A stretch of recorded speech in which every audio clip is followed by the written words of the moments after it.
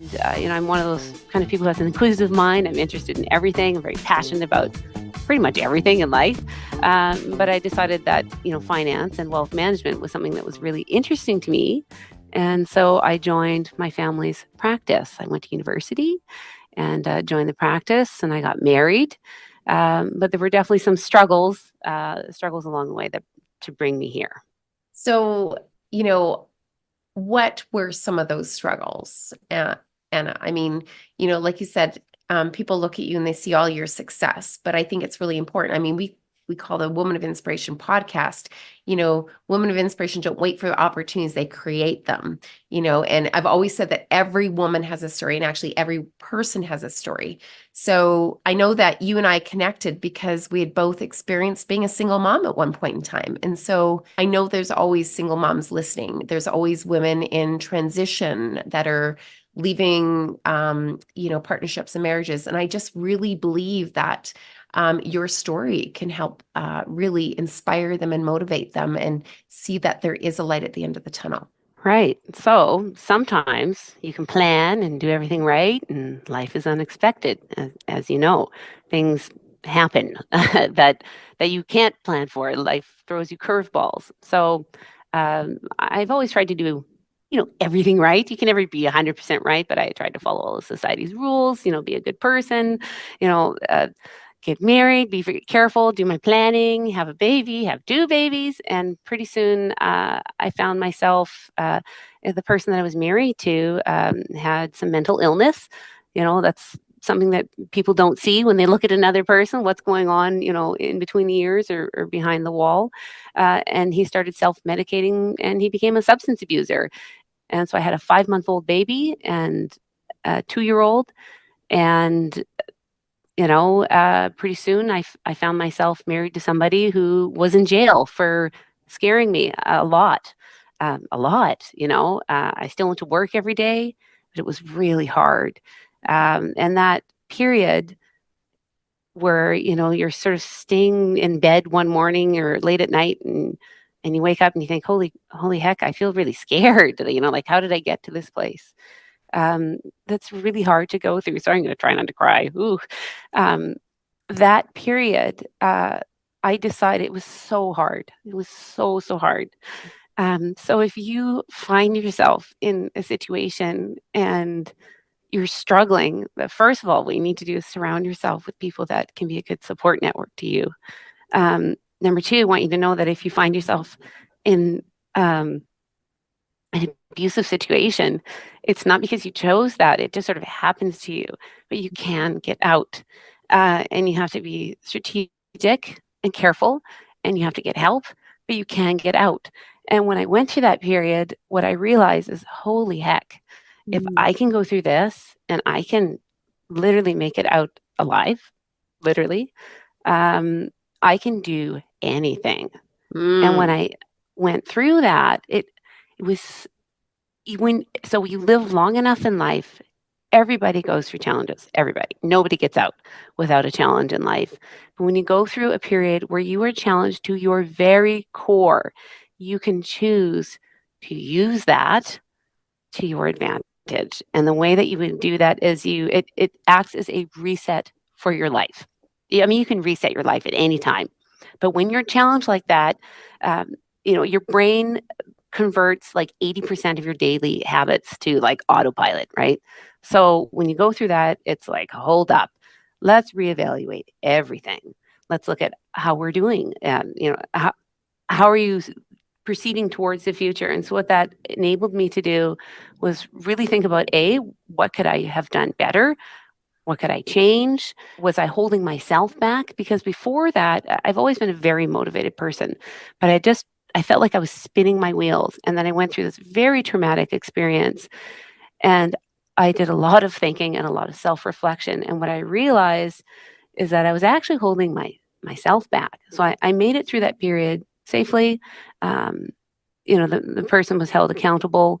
Um, I had a lot of love and support around me.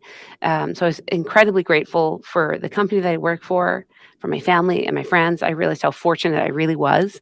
But I also realized that this fear of failure that I had had before that held me back from really going for it, for Mm. going for whatever it is that I wanted in life, whether it was, career or travel or anything, that actually held me back from my peak success. If you look at men and women, what I have seen happen, particularly in younger women, is that I think sometimes young men will wait until they're 70% ready and then they just go for it. And I think that lots of times women, I mean, I don't know if it's society or how we came to be like this, but a lot of times we wait until we're 120% ready. We want to make sure that we're ready for it. But what you end up doing is you're actually holding yourself back. Mm. And so, having gone through this period, I understood what real fear was. And so, stuff doesn't really scare me anymore. I still get nervous, but Mm. I am way more able to handle, like rejection or like little stumbles or little failures because I'm not afraid anymore. I can put real fear into perspective and being nervous about, you know, I don't know, applying for a new job or taking a calculated risk. It's now I can say, okay, well, those are just my nerves talking, and I can push through those.